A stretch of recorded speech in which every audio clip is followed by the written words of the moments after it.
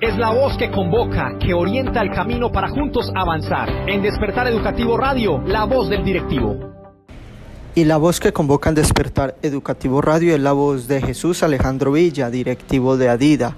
Él va a realizar un informe sobre la propuesta del gobierno de nuevamente regresar a clases presenciales a partir del 1 de agosto. Directivo, bienvenido a Despertar Educativo Radio.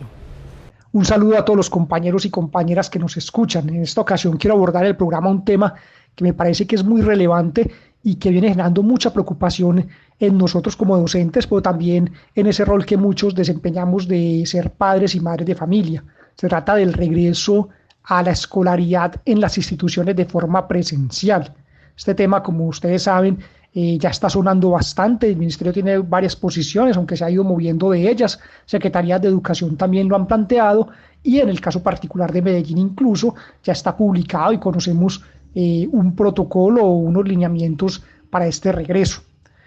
Como todos ustedes saben, la posición de nuestra Federación Colombiana de Trabajadores de la Educación es clara en términos de que no se debe acelerar ese regreso, de que vemos con preocupación que el 1 de agosto es demasiado pronto, que el regreso debe darse cuando las autoridades médicas y científicas así lo determinen y que incluso cuando se dé, estando en una fase de debilitamiento de la pandemia, también van a haber unos riesgos residuales que también implican o suponen que debe darse todo un proceso de bioseguridad y de condiciones que garanticen la salud de docentes, padres de familia y estudiantes. Frente a toda esta situación, directivo Jesús Alejandro Villa, de la cuarentena, del aislamiento, hay una directiva ministerial, la número 11, que también es importante analizarla y hacer su respectivo juicio, sobre todo protegiendo la salud tanto de docentes como estudiantes. Bueno, conforme se fue desarrollando entonces el proceso de aislamiento, el Ministerio fue sacando una cantidad de normas, ¿cierto? Sin embargo, en la práctica no desarrolló los elementos de inversión y de infraestructura que serían necesarios para el eventual regreso a clases presenciales, ¿cierto? Entonces, ahí vimos una dificultad grande. En ese sentido, observamos que la directiva ministerial número 11 termina de alguna manera pretendiendo legitimar esa negligencia por parte del gobierno y tirándole el chicharrón, el problema, a las entidades territoriales y a su vez a los directivos docentes y docentes de cada institución educativa, quienes finalmente tendrían que generar un protocolo que de ser aprobado sería el aplicable, pero eso implica además que asumirían la responsabilidad de lo que allí sucedería, ¿cierto? De lo que allí pueda suceder en cada institución frente a este posible escenario de rebrote que pueda darse en este espacio, porque bueno, la situación todos sabemos no está superada, lejos está de estar superada y se pretende un regreso acelerado. Esta directiva ministerial a su vez se apalanca en unos lineamientos del ministerio que apuntan exactamente a lo mismo, a que sea la población, maestros, directivos, padres de familia y estudiantes quienes asuman no solo los costos, sino las responsabilidades, que es lo más grave de todo este proceso de regreso a las clases presenciales. Y voy a señalar 3 puntos que me parecen importantes y que lo evidencian de forma muy clara y que están pues desarrollados en los lineamientos que ha publicado el ministerio y que todos ustedes pueden encontrarlos en las páginas propias del ministerio. El primero, el transporte público es la forma como todos nosotros nos desplazamos, la inmensa mayoría de nosotros nos desplazamos a nuestro lugar de trabajo y lo mismo los estudiantes.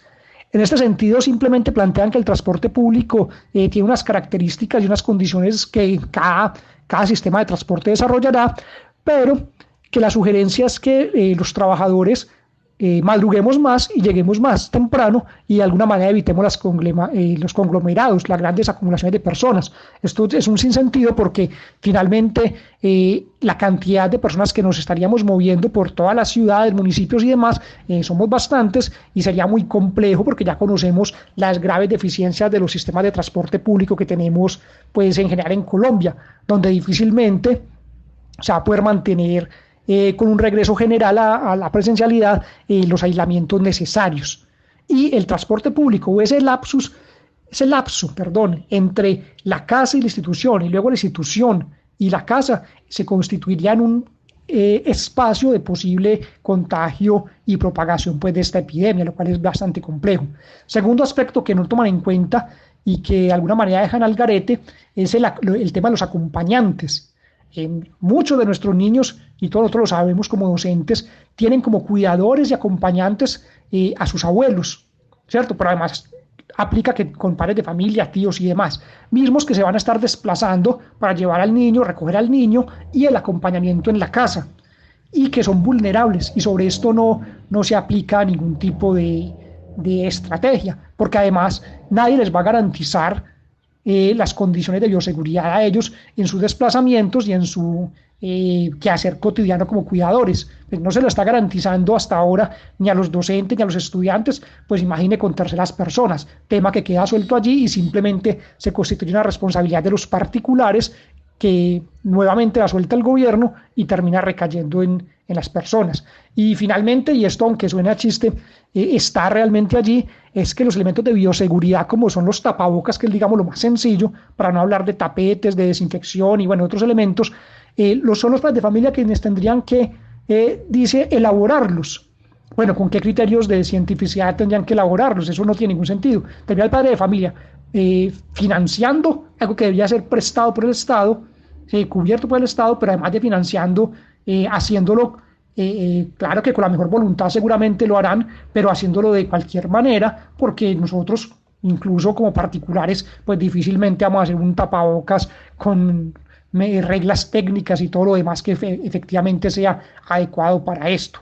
Y ya todo lo que tiene que ver pues con otros aspectos como son los alcoholes y todo aquello que se necesita para, digámoslo, generar unas condiciones de bioseguridad mínimas. Entonces se puede observar que termina zafándose y casi que en escalera o en dominó del gobierno nacional a las entidades territoriales a los municipios, de los municipios a las instituciones, y a su vez allí seguramente va a pasar que de rectoría se la tiran a los compañeros profesores de los comités de prevención de desastres y demás. O sea, una cosa inaudita donde simplemente no se asume por parte del gobierno central y quienes tienen la autoridad y la competencia y los recursos, la responsabilidad sobre todos estos aspectos. Y el Magisterio de Antioquia y el Magisterio de Medellín, sobre todo, directivo Jesús Alejandro Villa, debe tomar medidas y debe también entonces analizar esta situación, tanto organizaciones sindicales como ellos de manera personal, seguir analizando esta situación, sobre todo para el beneficio de toda la comunidad educativa. Bueno, el caso Medellín es un caso muy importante de tomar en cuenta ahorita, porque ya se conocen un documento, ahorita ya dicen que es borrador, sin embargo el documento que está rotando no dice borrador, sobre los lineamientos y procedimientos para el regreso a la presencialidad. Para no redundar, tiene en general los mismos problemas que hablamos de los lineamientos nacionales, en términos de que es la institución quien tiene que responder, en términos de que no está contextualizado y es pues bastante problemático. Plantea asuntos que son propiamente, digámoslo, de bioseguridad, pero no es claro quién lo realizará, con qué recursos, con qué entrenamiento. Allí está, por ejemplo, el asunto de la toma de temperaturas, ¿cierto? Bueno, ¿quién lo va a hacer? Dice, las instituciones educativas deben tener termómetros infrarrojos y bueno, pero bueno, ¿de dónde van a salir? Los van a dotar, listo. Pero entonces, ¿quién los va a utilizar? ¿Serán los docentes? ¿Se va a contratar personal especializado, personal que tenga entrenamiento en asuntos de salud? ¿O cómo será el asunto con esto, que es bastante complejo? Lo mismo con las mascarillas. Todos tienen que usar mascarillas, pero bueno, ¿de dónde van a salir? ¿Quién las va a dotar? ¿Cuál es la calidad? Son los estudiantes quienes tienen que responder por ellas, como lo plantea los lineamientos nacionales. Los padres de familia haciéndolas como lo dicen allí, ¿cierto? Entonces un tema complejo. Lo mismo la dotación de tapetes de desinfección y su mantenimiento, el lavado de manos constante, que tiene que ver con bioseguridad.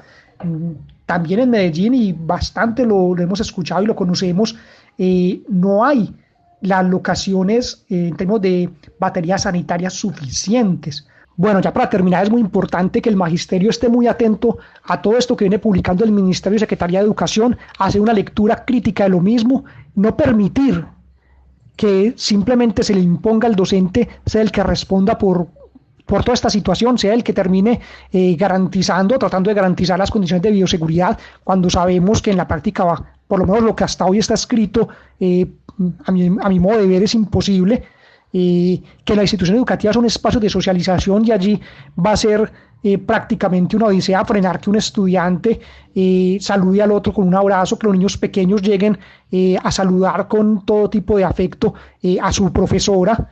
No puede recaer en los comités de prevención de desastres, no puede recaer en los rectores la responsabilidad sobre esto, porque de suceder cosas que esperemos nunca sucedan, pero que pueden y están dentro del marco de las posibilidades, tragedias de contagios y demás, implicaría unas responsabilidades para quienes estén allí de alguna manera determinando y asumiendo responsabilidades que no les son propias. Nosotros debemos seguir muy claros con nuestra federación, con ADIDA, en plantear que el regreso debe darse cuando las autoridades médicas y científicas así lo determinen, y que incluso en ese hipotético momento, si aún hay un riesgo residual, deben garantizarse por parte del gobierno y del Estado todas las condiciones de bioseguridad y adecuaciones locativas que permitan un regreso, digámoslo, seguro. Y en ese mismo sentido es muy importante hacer conciencia con los padres de familia y las comunidades de esta situación. El magisterio no quiere quedarse eternamente en la casa. ¿Qué tal? El trabajo que estamos haciendo ahorita es grandísimo, es un esfuerzo enorme y lo estamos haciendo con amor y cariño. Se han presentado todo tipo de abusos contra los docentes, que además los venimos denunciando, pero queremos regresar. Pero ese regreso no puede ser ni acelerado ni sin condiciones suficientes que garanticen nuestro bienestar y el bienestar de todas nuestras comunidades, que en última instancia son la razón de ser de nosotros como magisterio. Compañeros y compañeras, que tengan una feliz noche.